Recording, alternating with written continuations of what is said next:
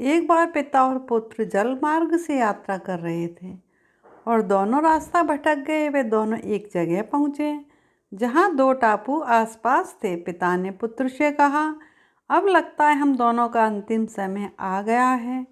दूर दूर तक कोई सहारा नहीं दिख रहा।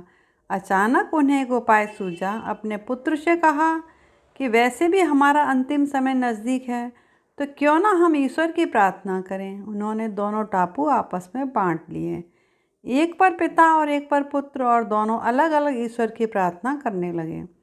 पुत्र ने ईश्वर से कहा, हे भगवान, इस टापू पर पेड़ पौधे उग जाएं जिसके फल फूल से हमें अपनी भूख मिटा सकें।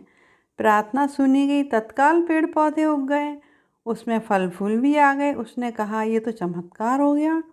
फिर उसने प्रार्थना की, एक सुंदर स्त्री आ जाए जिससे हम यहाँ उसके साथ रहकर अपना परिवार बसाएं। तत्काल एक सुंदर स्त्री प्रकट हो गई। अब उसने सोचा कि मेरी हर प्रार्थना सुनी जा रही है, तो क्यों ना हम ईश्वर से यहाँ से बाहर निकलने का रास्ता मांगें। उसने ऐसा ही किया। उसने प्रार्थना की, एक नाव आ जाए जिसमें सवार होकर हम यहाँ से बाहर निकल जाएं।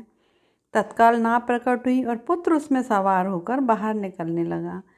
तभी एक आकाशवाणी हुई, बेटा, तुम अकेले जा रहे हो, अपने पिता को साथ नहीं लोगे। तो पुत्र ने कहा, उनको छोड़ो, वो इसी लायक हैं। प्रार्थना तो उन्होंने भी की, लेकिन आपने उनकी एक भी नहीं सुनी। शायद उनका मन पवित्र नहीं, तो उन्हें इसका फल भोगने दो ना। आकाशवाणी कहती है, बेटा, क्या तुम्हें पता है कि तुम्हारे पिता ने क्या प्रार्थना की? पुत्र बोला, नहीं।